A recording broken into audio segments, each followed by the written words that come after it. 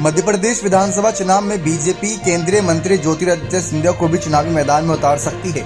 ये दावा सूत्रों ने किया है। मध्य प्रदेश में तीसरी लिस्ट में भी कुछ और सांसदों के नाम आ सकते हैं। तीसरी लिस्ट के आने से पहले कुछ और नामों पर चर्चा शुरू हो गई है। गृह मंत्री अमित शाह 1 तारीख के दोपहर करीब भोपाल आ रहे हैं, तब वो इस पर चर्चा करेंगे। तीसरी लिस्ट के जरिए ज्योतिरादित्य सिंधिया का नाम भी शामिल हो सकता है। दरअसल सिंधिया की बुआ यशोधरा राजे सिंधिया स्वास्थ्य कारणों से शिवपुरी से नहीं लड़ना चाहती, इसलिए ज्योतिरादित्य को शिवपुरी से उतारा जा सकता है। इसके अलावा सुधीर गुप्ता, वीरेंद्र कुमार और रोडमल नागर के नाम पर भी चुनाव लड़ने की चर्चा है।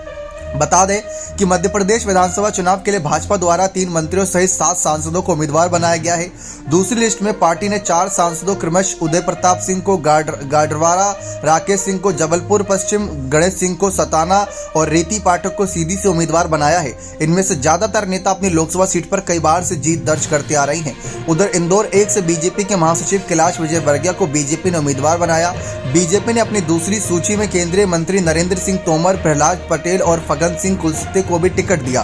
तोमर दिमनी से, प्रहलाद पटेल नरसिंहपुर से और कुलस्ते निवास सीट से चुनाव लड़ रहे हैं। उधर केंद्रीय मंत्री और सांसदों के टिकट देने पर कांग्रेस ने जुबानी हमला बोला। कांग्रेस नेता और पीसीसी चीफ कमलनाथ ने कहा कि भाजपा जितने सजावटी उम्मीदवार ला रही है, जनता का आक्रोश उतना ही ज्यादा बढ़ रहा है।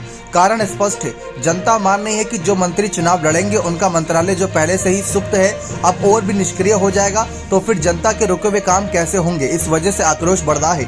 उन्होंने आगे कहा कि जो सत्ताधारी सांसद चुनाव लड़ेंगे उनका संसदीय क्षेत्र उपेक्षित होगा, जिसका खामियाजा जनता ही भुगतेगी। इस वजह से आक्रोश बढ़ रहा है। ये तथाकथित बड़े लोग पार्टी के दबाव में बेमन से लड़ेंगे और हारेंगे तो जनता के खिलाफ हो जाएंगे, जिसके कारण जनता उनकी उपेक्षा और उनके उत्पीड़न का शिकार होगी।